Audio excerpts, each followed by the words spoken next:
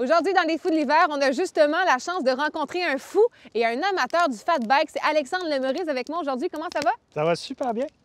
Ça fait 4 ans déjà que tu pratiques le fat bike. D'où t'es venue l'idée de pratiquer ce sport-là? Bien, en fait, j'ai la chance de travailler dans un centre qui a développé beaucoup le fat bike. OK. Et puis, je suis quelqu'un qui aimait beaucoup jouer au hockey, donc je jouais beaucoup à l'intérieur l'hiver, mais je me cherchais un sport pour pratiquer à l'extérieur. En Puis, hiver. en hiver, exactement. Puis, bien, le fat bike, évidemment, m'a attiré. J'ai fait, waouh, il faut que j'essaye ça. J'arrivais déjà du vélo de montagne, donc, tu sais, le sport sur 2 roues m'attire déjà à la base. Et là, bien, avec le fat bike, je vais pouvoir faire à l'extérieur l'hiver. On va se le dire, là, parce que là, ton vélo est derrière nous présentement. La plus grande différence avec du vélo de montagne, par exemple, et du fat bike ou du vélo de route, peu importe, bien, c'est la grosseur de la roue. J'aimerais ça qu'on regarde un peu ton vélo, voir à quel point la roue est plus grosse qu'une roue qu'on utilise en été. C'est vraiment beaucoup plus gros, beaucoup plus large. Évidemment, tu sais, on est autour de... le minimum est à peu près à 3,8 pouces, mais ça va jusqu'à 4,5, même des fois jusqu'à 6. Puis, en fait, l'idée de la roue dans le fat bike, c'est l'élément principal. Parce que, dans le fond, pour avoir une bonne adhérence au sol, le pneu doit être moins gonflé. Donc, en écrasant sur la neige, c'est là qu'on vient chercher, en fait, notre adhérence. Fait que le pneu, les pneus, en fait, c'est l'élément le plus important sur le fat bike. Je vais te faire une confession. Tantôt, avant l'entrevue, je suis allée justement toucher les roues de ton vélo. Elles étaient très molles et je me suis dit, bon, il va falloir qu'il les gonfle. Mais en fait, non. C'est que c'est normal que ce soit aussi mou que ça, c'est ça? Exactement. Si on prend les comparaisons avec d'autres sports, je sais qu'au niveau du vélo de route, normalement, on est autour de 102, en tout cas, il y en a peut-être qui vont pouvoir me corriger, mais autour de 102, 105 au niveau du PSI, donc la pression dans le pneu. Dans le vélo de montagne, on est autour de 40, 43. Puis imagine, l'hiver, on est entre 5 et 8. Donc, vraiment, c'est le principe du pneu qui écrase dans la neige qui va garder l'adhérence parce qu'il y en a beaucoup qui disent hey, je vais glisser, moi, dans les sentiers. Non, non, inquiétez-vous pas. Le pneu va écraser. C'est des pneus pour l'hiver aussi. Donc, c'est un peu comme nos pneus d'auto. Ça veut dire qu'on a des pneus d'été, pneus d'hiver. Même principe en fat bike. Il y a vraiment des pneus qui sont faits pour le fat bike. Et je leur dis encore, mais en plus, en écrasant, vu qu'il n'y a pas beaucoup de pression, ça fait une meilleure adhérence. Alexandre, lorsqu'on va en montagne avec un fat bike, est-ce qu'on peut parler d'un sport extrême? Non. Non? Non, c'est extrême peut-être dans la limite où c'est quand même exigeant au niveau du cardiovasculaire. Ouais. Donc, déjà, notre corps combat le froid à la base. Puis, on ne s'habille pas non plus comme si on allait en ski alpin, disons, avec la grosse soute. On est habillé comme en pelure d'oignon. Et souvent, en fait, c'est beaucoup plus comme un habillement de ski de fond.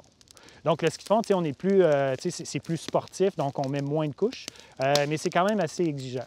Donc, je dirais que de monter, donc faire des montées, c'est plus exigeant à cause du cardio, mais pas nécessairement parce qu'il y a des obstacles. Donc, l'hiver, il n'y a pas d'obstacles. C'est un sentier qui est plat, qui est damé.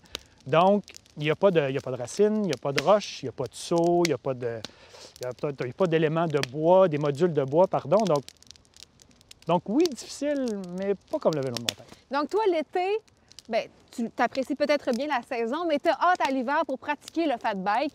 Est-ce que tu as déjà rencontré certains défis en 4 ans de fat bike? Oui, plusieurs. Bien, je pense que le plus gros défi, c'est vraiment le froid, je pense. C'est ouais. l'élément de trouver la bonne façon de s'habiller dépendamment de la température. Parce que plus il fait froid, en fait, comme aujourd'hui, plus les conditions sont bonnes. Donc, tu veux profiter de la bonne condition de sentier, mais il fait très froid. Donc là, qu'est-ce qu'on fait? Comment on s'habille pour être confortable par rapport au froid? Donc, je pense que c'est le plus gros défi. Au Québec, les meilleurs endroits, justement, pour aller faire du fat bike, est-ce que tu en as quelques-uns à proposer? Bien, c'est sûr que là, je vais parler pour ma paroisse. Je pense que dans la MRC de la Jacques-Cartier, qui est au nord de Québec, à moins de 30 minutes, on a des centres vraiment super. Puis, on a aussi la chance d'avoir une belle qualité de neige. On n'est pas loin d'un grand bassin de population qui est la région de la Capitale-Nationale et tout. On n'est pas très loin. Puis en plus, au nord, on a une belle qualité de neige. C'est pour ça qu'on a des stations de ski aussi, des stations de ski de fond. On a une belle qualité de neige. Fait que même dans la province de Québec, on est choyé d'avoir de la belle neige. Donc, on peut pratiquer le fat bike plus longtemps. J'ai jamais personnellement pratiqué le fat bike, même pas une fois. Je me suis assise là-dessus. Selon moi, c'est un sport qui est assez difficile parce que, du moins, le vélo est assez lourd. Est-ce que c'est un mythe ou c'est une réalité que le fat bike, c'est difficile à pratiquer? C'est effectivement un mythe pour le poids du vélo, en tout cas, ça c'est certain. C'est pas parce que le pneu est plus gros que nécessairement le vélo est plus lourd. Il y a beaucoup moins de composantes souvent sur un vélo, sur un fat bike ou un vélo à roues surdimensionnées. Pourquoi? À cause en vélo de montagne, tu vas avoir des suspensions. Oui, les cadres sont plus légers, mais tu as quand même plus d'éléments. Tu as des selles qui s'ajustent. Tu as beaucoup plus de choses. Donc, c'est pas nécessairement plus lourd, même si, à l'apparence, on voit que les pneus sont plus larges. Le vélo n'est pas plus lourd. C'est pas ça qui est, comme en termes de fat bike, qui est tirant. Le fait que, encore une fois, je reviens aux pneus, mais le fait que le pneu a moins de pression à l'intérieur fait qu'évidemment, on a besoin de plus d'énergie pour faire un tour de roue, étant donné que le pneu s'écrase. Donc, c'est ça qui est exigeant, puis comme je l'ai dit aussi tantôt, à cause du froid. Donc, ton corps combat le froid, mais en plus, tu dois pousser ton vélo qui n'a pas beaucoup de pression dans les pneus. Quelqu'un qui n'a jamais fait de fat bike, qui voudrait s'initier, mais qui ne veut pas nécessairement faire l'achat, l'investissement d'un fat bike, est-ce que c'est un sport qui est relativement accessible? Oui, c'est un sport qui est accessible, effectivement. La plupart des centres dans la région, justement, de la MRC offrent aussi la location. C'est sûr que chez nous, en Empire 47, on a vraiment développé ce sport. On est un centre de fat bike proprement dit. On a développé le sport beaucoup et on a au-delà de 75 fat bike en location. Fait que ça peut vous donner une idée de la quantité de vélos qu'on a parce qu'on est encore dans un nouveau sport. Il y a encore un engouement super intéressant à voir avec ce sport-là. Puis les gens, des fois, ont déjà un vélo de route, ils ont déjà un vélo de montagne, des fois un vélo de montagne différent. Là, ils disent, bien là, je vais vraiment acheter un autre vélo. T'sais. Chérie, on va mettre ça où, nous, dans le cabanon? Donc, il y a aussi un élément que, est-ce qu'on va se racheter une autre machine, si on peut les appeler comme ça?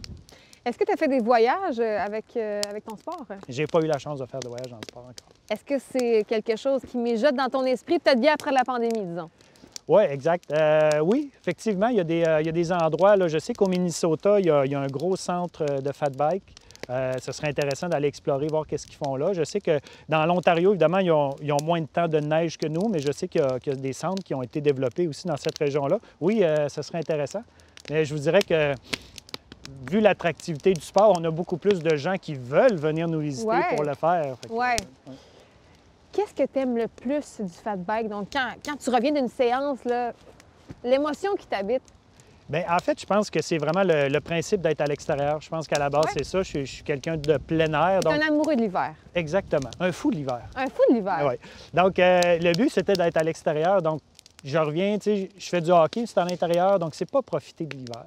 Donc, être à l'extérieur, je pense que c'est vraiment ma motivation première. Deuxièmement, étant donné que c'est tirant ou que c'est exigeant, bien évidemment que tu as le cardio. À un moment donné, spécialement en pandémie, tu es à la maison, tu travailles à la maison, tu bouges pas beaucoup. Donc là, de sortir dehors, puis là, tu as les mouvements, puis là, tu es content, tu es dans la nature. Donc, c'est vraiment ce qui m'attire le plus. C'est un beau sport, le fat bike. Merci beaucoup, Alexandre, de nous l'avoir fait découvrir aujourd'hui. Ça m'a fait plaisir.